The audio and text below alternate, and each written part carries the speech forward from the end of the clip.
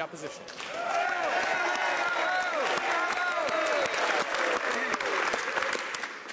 Mr. Speaker, for 3 years, the Prime Minister and his Cabinet have been out there shilling for the Northern Gateway pipeline, saying it was of vital interest.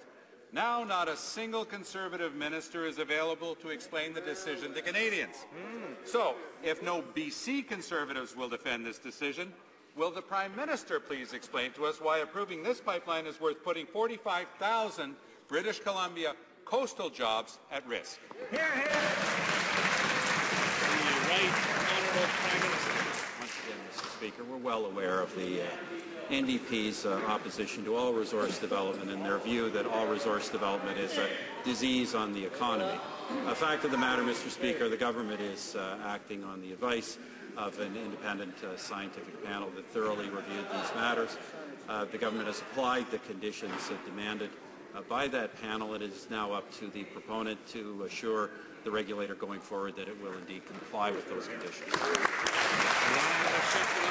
The Honourable Leader of the Opposition. Can the Prime Minister in that case please explain to us, Mr. Speaker, that if this reckless pipeline through British Columbia's most pristine wilderness is actually in the interest of all British Columbians, why every single one of his 21 British Columbia MPs have entered the Witness Protection Program? The Right Honourable Prime Minister. That's interesting coming from a leader who has apparently entered the Witness Protection Program when it comes to mailing and the running of his own.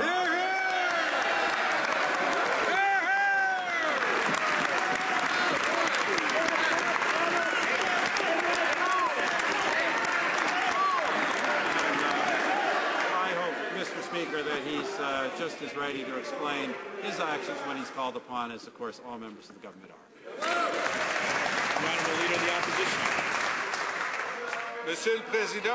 Mr. Speaker, the Prime Minister removed all obstacles to the pipeline and undermined all the legislative requirements with regard to environmental assessments, and he even went so far as to use the omnibus bill to say that from now on, as far as pipelines are concerned, the Navigable Waters Protection Act will not apply. If that's the case, how can he dare to claim that he did not stack the deck in favor of this project? It was decided in advance. Why does he not finally admit this? The Right Honourable the Prime Minister. Mr. Speaker, in reality, an independent panel held public hearings and reviewed hundreds of pages of evidence. The inquiry here, the panel held 180 days of hearings, heard from 1,500 participants, received more than 9,000 written submissions, reviewed almost 200,000 pages of evidence. Mr. Speaker, they asked for some 200 conditions to be imposed on the project. That's what the government's done, and it is now up to the company to assure the regulator going forward that it will, in fact, implement those conditions. The Honourable Leader of the Opposition.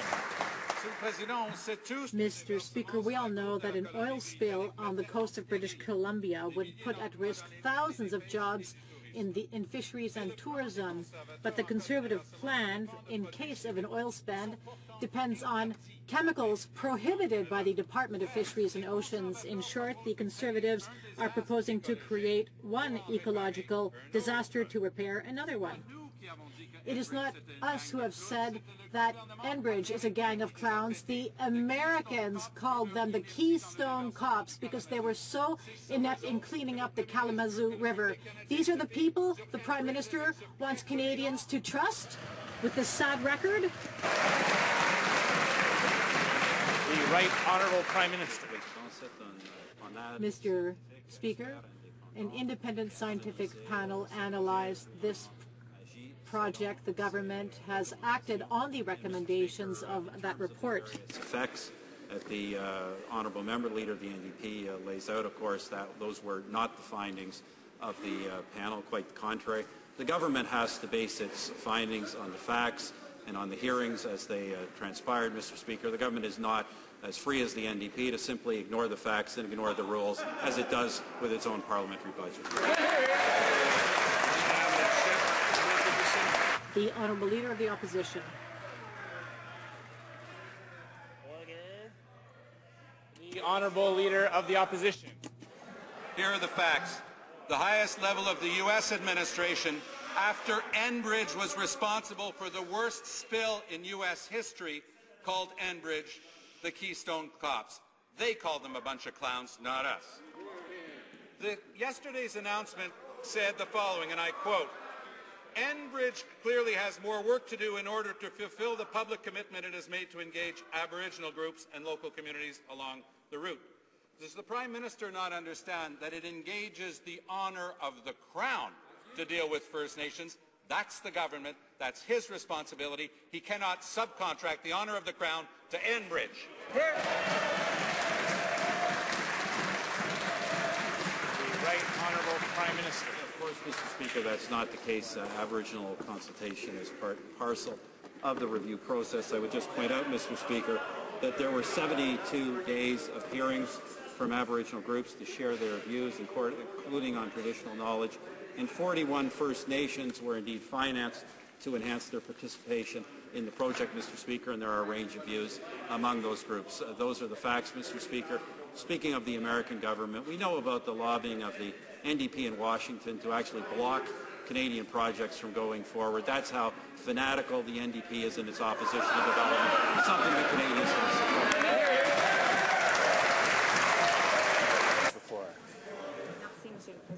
Thank you, Mr. Speaker.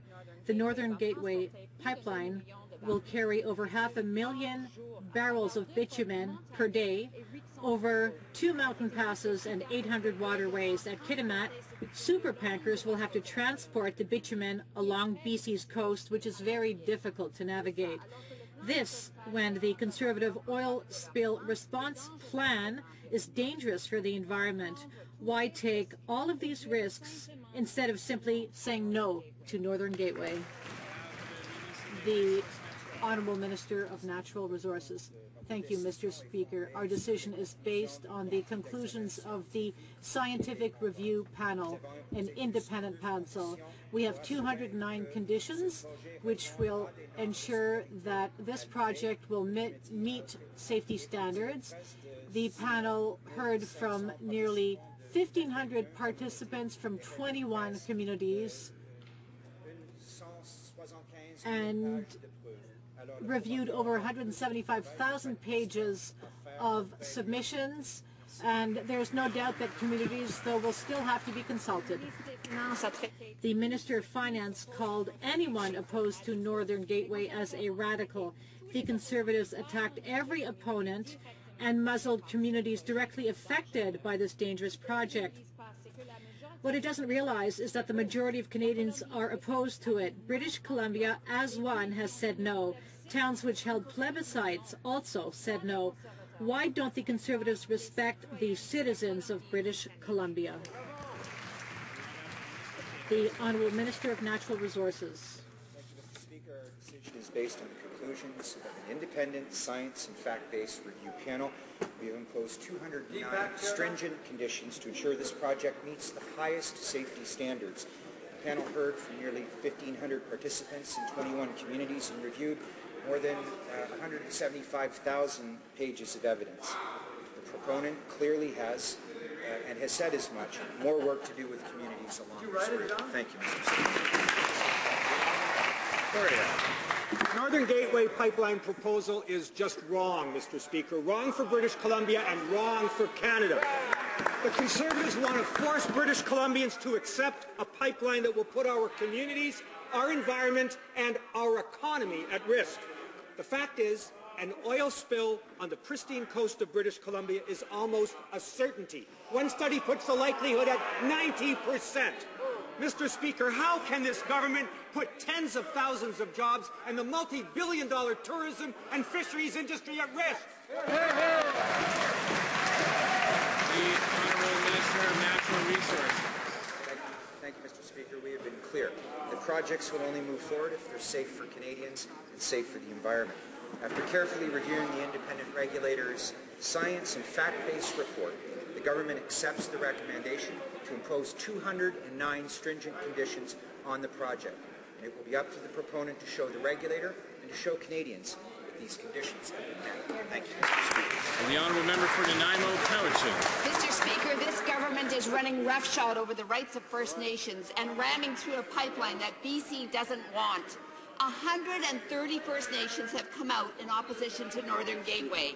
And even the Prime Minister's own appointee, Douglas Eiford, says that the Conservative government has failed to properly consult with First Nations. The minister says it's now up to Enbridge. Does he understand his government's constitutional duty to consult cannot be privatized? The honourable Minister of Natural Resources. Thank you, Mr. Speaker. There is no question that the proponent has more work to do to re-engage with communities along this route. Our government is working to build a stronger relationship with Canada's First Nations. Our response to the Eiford report is a first step to build stronger relationships with First Nations on these opportunities. The natural resources sector, Mr. Speaker, is the largest private employer of First Nations people in Canada. First Nations have and will continue to contribute and benefit as full partners in the development of our natural resources and environmental stewardship and its economic benefits. Thank you, Mr. Speaker. The honourable member for Vancouver East. Well, Mr. Speaker, the Conservatives refuse to listen.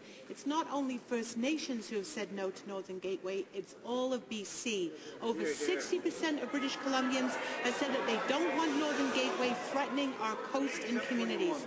The UBCM and virtually every municipality along the pipeline route has said no.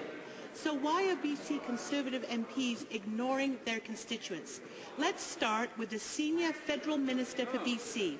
What does the Minister of Industry have to say? Or is he ducking under his desk? The honourable Minister of Natural Resources. Thank you, Mr. Speaker. Our decision is based on the conclusions of an independent, science, fact-based review panel. After carefully reviewing the report, the government is accepting the recommendation to impose 200 stringent conditions on the project. Our government has always been clear. The projects will only be approved if they are safe for Canadians and safe for the environment. Thank you. Member for Skeena, Bulkley Valley. But apparently not safe for any Conservative MP to stand up and actually defend this project. There's something fundamental Conservatives don't seem to understand about this bad pipeline. The people of British Columbia just don't want it. 130 First Nations have said no. The province, the municipalities, and 2/3 of all British Columbians have told this government clearly, time and time again, no. Exactly what part of no doesn't the Conservative government understand? The honourable Minister of Natural Resources. Thank you, Mr. Speaker. We have been clear. The projects will only move forward if they're safe for the environment and safe for Canadians. And after carefully reviewing the independent regulator's science and fact-based report, the government accepts the recommendation from the panel to impose 209 conditions on this project. It will be up to the proponent to show the regulator, to show Canadians that these conditions have been met. Thank you. The honourable member for Skeena, Bulkley Valley. Suddenly the members of the Flat Earth Society believe in science and making decisions.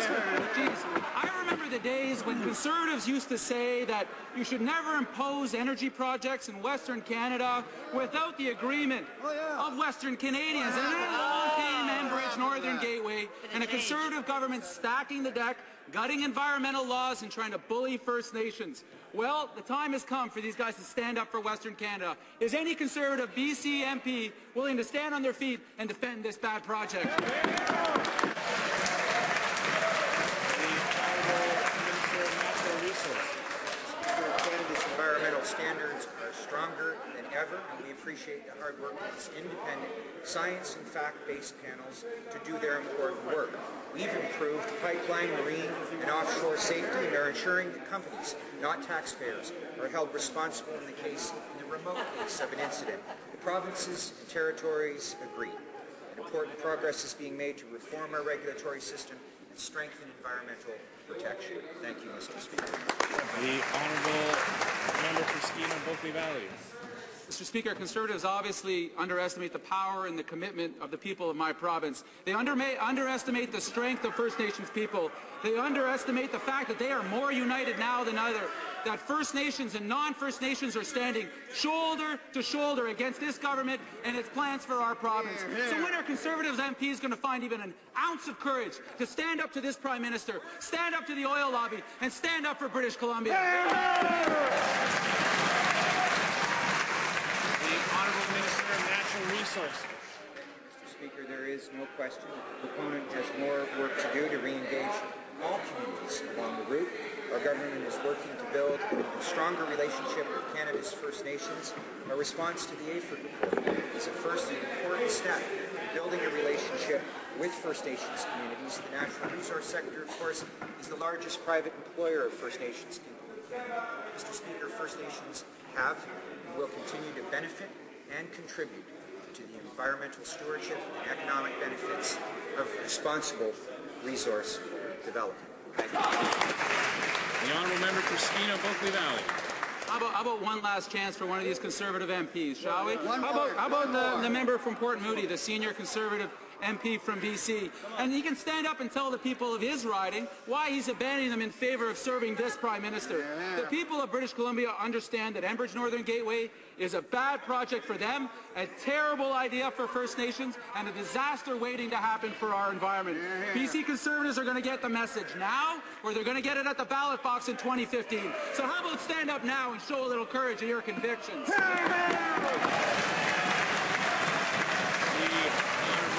Minister of Natural Resources. Thank you, Mr. Speaker. Our decision is based on the conclusions of an independent, science and fact-based review panel. We've imposed 209 stringent conditions to ensure this project meets the highest standards. The panel heard from nearly 1,500 participants, 21 communities, and reviewed more than 175,000 pages of evidence. There is no question the proponent has more work to do with communities along the